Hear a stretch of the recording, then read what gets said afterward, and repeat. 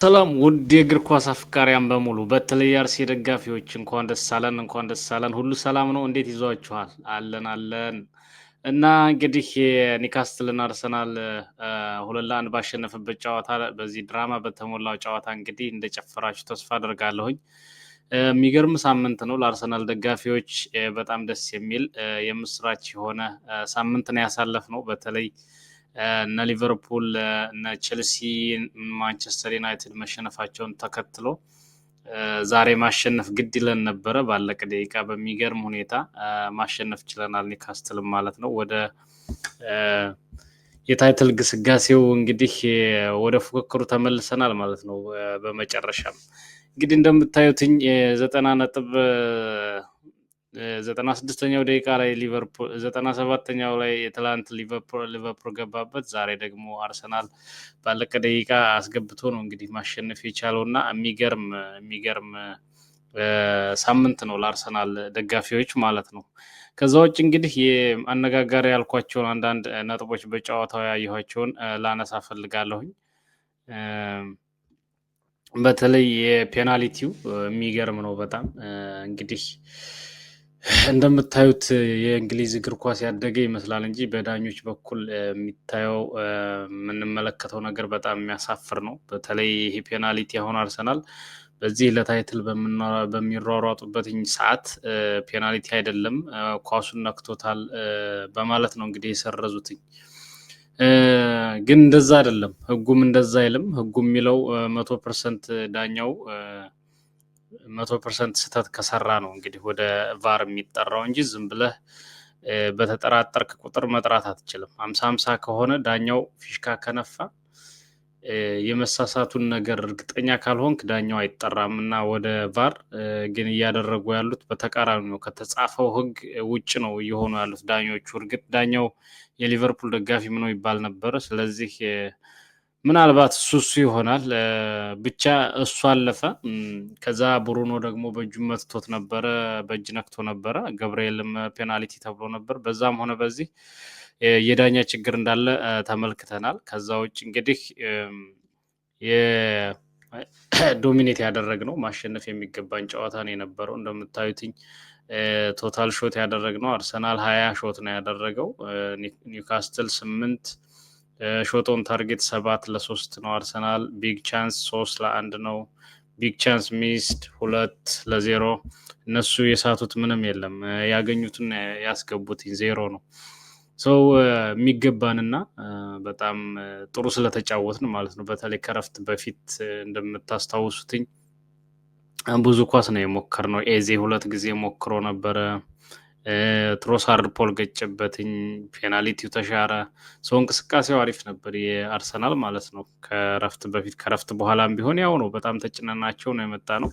ከዛ በተለይ ጨዋታ ቀያሪ ምናምን ላይ በተለይ ፖፕ ባያድንላቸው እንዳለ ብዙ ኳስ ነው ሲያተርፍላቸው የነበረውና ምንም እንኳን መጨረሻ ላይ ቢያካክሰውም ለኛ በሱ ስህተት ነው ጎል የገባው። ኮርናው መከላከል አልቻለም፣ መከላከል የሚችለውን ኳስ እና ብዙ ኳስ አድኖ መጨረሻ ላይ ግን ጥፋት ሰራ። አርሰናልም ደካማ ጎኑን ተጠቀሙበትኝ መሰለኝ እና ደስ ይላል ብቻ። በዛም ሆነ በዚህ የ2 ነጥብ ልዩነት ነው ያደረግነው። ሊቨርፑል ይርቅ ነበር በእውነቱ። ፓላስን ያሸንፋል፣ አርሰናል ደግሞ ይሸነፋል ተብሎ ነበር የተጠበቀው እና 8 ነጥብ ልዩነት ይሆናል ሲባል 2 ነጥብ ልዩነት ነው የሆነው። እንግሊዝ ፕሪሚየር ሊጉ ተጧጡፏል ማለት ነው። አለን ብለናል ማለት ነው። ዛሬ ስቴትመንት የሰጠንበትኝ ድል ነው የነበረው። ከዛ የተጫዋቾችን ሬቲንግ ስናይ እንግዲህ ወይንም የተጫዋቾችን እንቅስቃሴ ዮከሬዝ ከረፍት በፊት የሚገርም እንቅስቃሴ ነው አድርጎ የነበረው በእውነቱ። ከዛ ውጭ ግን ትሮሳርድ እና ሞስኬራ ለምን እንዳስገባቸው ቅር ብሎን ነበረ። ምክንያቱም እርግጥ በትሮሳርድ ቦታ የሚገባ የለም፣ ማዶኪ ስለተጎዳ አንድ ማርቲኔሊ ነው የነበረው። ብቻ ትሮሳርድን እስከ 88ኛው ደቂቃ ማጫወቱ ገርሞኛል። ባለፈው ጥሩ ስለተንቀሳቀሰ ይመስለኛል በሲቲ ጨዋታ እንግዲህ እንደምታስታውሱ በሲቲ ጨዋታን ባለቀ ደቂቃ ጎል አግብተን ነው ነጥብ ይዘን የወጣነው። ዛሬም እንደዚሁ የሚገርም ነው። ከሊቨርፑል እየተማርን ነው የሚመስለው። እንግዲህ ሊቨርፑሎች 5-6 ጨዋታ ባለቀ ደቂቃ እያስገቡ ነበርና ሲያሸንፉ የነበሩት እና ትሮሳርድ ነበረ ጥሩ ነው የተንቀሳቀሰው። መጀመሪያ ፖል ባይገጭበት መጨረስ ነበረበት ያን ኳስ ጥሩ ነበረ። ኤዜ የሚገርም እንቅስቃሴ በእውነት ጎል ሁሉ ማግባት የሚችልበትኝ እድል ነበረው። መሀል 10 ቁጥር በጣም በቃ ምቾት ሰጥቶት ነው የሚጫወተው፣ በተለይ ኳስ ጋር ሲሆን ማለት ነው። ኳስ አልባ ኦፍ ደ ቦል ትንሽ ይቸገራል። የአየር ኳሶች ወይንም የመቀማት አዝማሚያ ወይንም ኪሎ ሜትሮችን ከቨር የማድረግ ቦታዎችን መሸፈን ላይ እንደነ ኦዲጋርድ አይሆንም። በዛ ግን ኳስ እግሩ ላይ ከገባ በጣም የሚገርም ማጂክ ያለው ልጅ ነው። አሪፍ እንቅስቃሴ ነው ያደረገው። እንደምታዩት 7.2 ሬቲንግ ሰጥተውታል። ሳካም ጥሩ ነበረ፣ ምንም አይልም። እስከ 70 ደቂቃ ነው ያጫወተው። ቀይሮታል። ለምን ቀየረው እያልን ነበር፣ ግን አርቴታ ያየውን አይቷል። እንግዲህ ስለሰራ መጨረሻ ላይ ማሸነፍ ስለቻለ በሱ ማመን አለብን። ልክ ነው ብለን እንውሰድ ቅያሬውን ማለት ነው። እርግጥ እነ ስኬሊን ሲያስገባ 1-1 ተከላክሎ ሊወጣ ነው የሚመስል የነበረው፣ ግን እንደዛ አላለቀም ጨዋታው። ደክላን ራይስ የሚገርም ዛሬ በቃ እንዳለ እንደ ፈረስ ነው ሲዘል የዋለው። መሀል ሜዳ የሉም እኮ በቃ እነ ብሩኖ እነ ጆዋሊንተን መሀል የሉም ዛሬ ጸጥ ነው ያደረጓቸው እሱ ራይስ እና ዙበመንዲ ማለት ነው።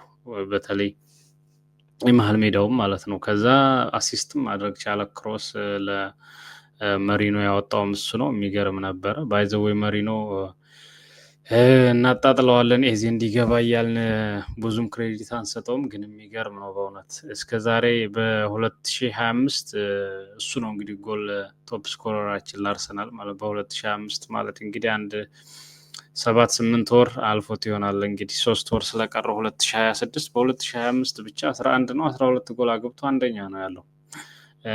ከዛ ውጭ ገብርኤልን እንግዲህ ገብርኤልና ቲምበር ዛሬ እንዳያችሁት ነው። የሚገርም አስደናቂ የሚባል የመከላከልና የማጥቃት እንቅስቃሴ አድርገው ነበር። በተለይ ማጥቃቱ ላይ ቲምበር በጣም ጎብዞ ነበር ዛሬ ወደፊት ሳካ ሁሉ እስኪመስለን ድረስ። ጋብርኤል ግን መከላከሉ ላይ ያንን የመጀመሪያ ጎል ሲጥል ሲሸነፍ ነው እንጂ ከዛ ውጭ በጣም የሚገርም ነው የነበረው። በርካታ ኳሶችን በመቀማት የኤሪያል ዱዎሎችን በመቀማት እሱ ነው የነበረው። በቁጥሮችም ስታት በሚያሳየው ማለት ነው። እና የሚገርም ቀን ያሳለፈው ማን ኦፍ ዘ ማችም ተብሎ ተመርጧል። እንደምታዩት ሞስኬራ አንድ ስህተት ሰራ። ወደ ኮርና ያወጣው እዛ ኮርናው ተመልሶ መግባት ቻለ ማለት ነው ወደ አርሰናል። ያን ወልትማዴ የሚባለው አጥቂያቸው ማለት ነው። ከዛ ውጭ እንግዲህ ይኸው ነው። አርሰናል ቀጣይ እንግዲህ ቀለል ያሉ ጨዋታዎች ነው የሚደርሱት በፕሪሚየር ሊጉ። ሊቨርፑል በአንጻሩ ከባባድ ጨዋታዎች ከቸልሲ እና ከዩናይትድ የሚያደርግበት ጊዜ ነው የሚሆነው። እስኪ እናያለን እንግዲህ ቸርቸሩን ለአርሰናል እየተመኘን ማለት ነው። እንግዲህ ይህ የመጀመሪያ ቪዲዮ ባይሆንም በተወሰነ መንገድ ሻል ያለ ኮንተንት ወደ እናንተ ለማድረስ ነው ያሰብኩት እና ሰብስክራይብ እና ላይክ ኮሜንት በማድረግ የቤተሰብ አካል ይሆኑ ላለሁኝ። ቻው ቻው።